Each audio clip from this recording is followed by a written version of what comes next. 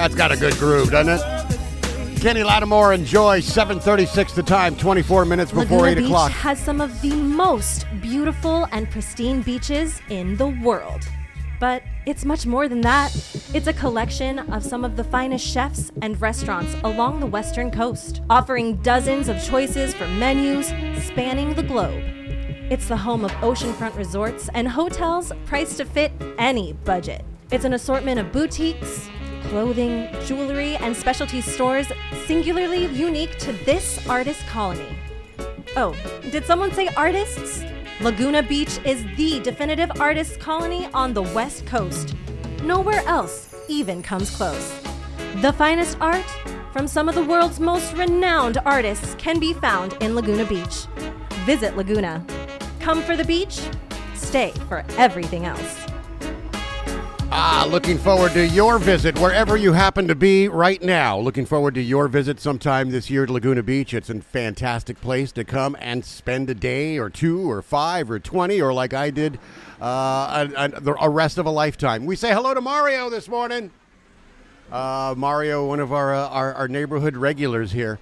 So welcome to the Mornings with Ed show. And the other day, on Saturday, someone asked, "Hey, you want a water?" And I had just finished up drinking a box of water, and yeah, sure, bring me a water. And they brought me from their car. They brought me a plastic water, the Crystal Geyser plastic little 12-ounce water, whatever. I didn't drink it. I didn't open it. I refused to drink out of it. I've always hated the taste of drinking water from a plastic bottle. It doesn't matter how fresh the water is, how long it's been in the fridge. At some point, it has seen sunlight, and it just tastes different.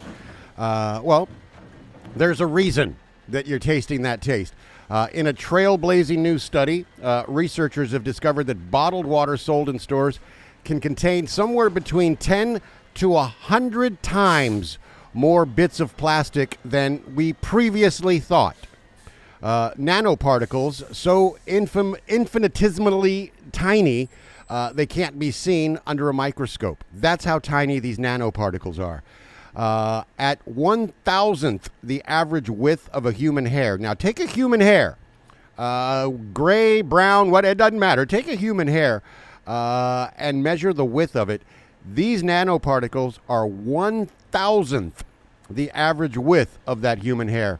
And they're so teeny they can migrate through the tissues of the digestive tract or lungs into the bloodstream, distributing potentially harmful synthetic chemicals throughout the body and into our cells. 1 liter of water, which is the equivalent of 2 standard-sized bottled water, contained an average of, get this, 240,000 plastic particles from 7 types of plastics, of which 90% were identified as nanoplastics, and the rest were microplastics. This is according to a brand new study released just this morning. Microplastics are polymer fragments that can range from less than 5 millimeters down to 1/25,000th of an inch, which is 1 micrometer. Anything smaller is a nanoplastic that has to be measured in billionths of a meter. These are tiny particles that are affecting our health. The study is exceedingly impressive. The body of work that they put into this was really quite profound, and it's groundbreaking. There's no other way to look at it. The new findings reinforce long-held expert advice to drink tap water from glass or stainless steel containers to reduce that exposure. That advice extends to other foods and drinks that are packaged in plastic as well.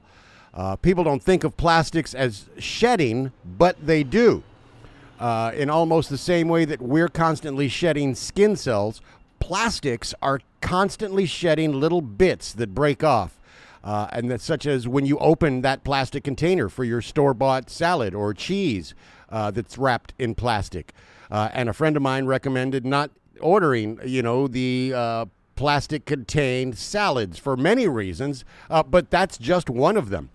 So if you're wondering how many nanoplastics are there, There was a study in 2018 that first detected the existence of micro and nanoplastics in 93% of samples of bottled water that was sold by 11 different brands in 9 countries. In that past study, each tainted liter of water held an average of 10 plastic particles wider than a human hair, along with 300 smaller particles. 5 years ago, however, there was no way to analyze those tiny flecks or discover if there were more. That's all changed. It's not that we didn't know that nanoplastics existed. We just couldn't analyze them back then. In this new study, published in the journal Proceedings of the National Academy of Sciences and published just last night, researchers from Columbia University presented a new technology that can see, it can count, and it can analyze the chemical structure of nanoparticles in bottled water. So instead of 300 per liter, the team behind the latest study found the actual number of plastic bits in 3 popular brands of water that's sold here in the United States to be somewhere between 110,000 and 370,000, if not higher. The authors declined to mention which brands of bottled water they studied. I have a feeling the bottled water that person handed me on Saturday is probably one of them. However, the new technology was actually able to see millions of nanoparticles in the water, which could be inorganic nanoparticles, organic particles, and some other plastic particles not among the 7 major plastic types that were studied.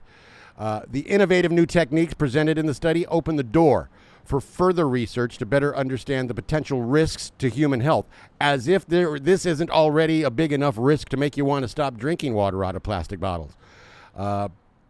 So what we're looking at right here is an alliance of nonprofits and scientists and donors that are committed to reducing babies' exposures to neurotoxic chemicals. And this is her name is Jane Houlihan. She's the research director for Healthy Babies, Bright Futures, and that's part of that alliance that I'm talking about. They suggest widespread human exposure to minuscule plastic particles, posing largely unstudied risks. Infants and young children might face the greatest risks as their developing brains and bodies are often more vulnerable to impacts from toxic exposures. These exposures, by the way, have been going on for years. We just haven't been able to see or measure them.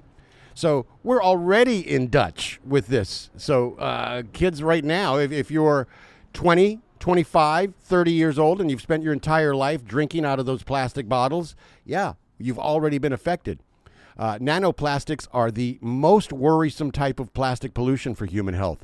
That's because the minuscule particles can invade individual cells and tissues in major organs, potentially interrupting cellular process and depositing endocrine disrupting chemicals like bisphenols or phthalacetates, flame retardants, which they're going to be talking about tonight at the council meeting, but that's not about this. And also some polyfluorinated substances, or PFAS, and heavy metals. All of those chemicals are used in the manufacturing of plastic.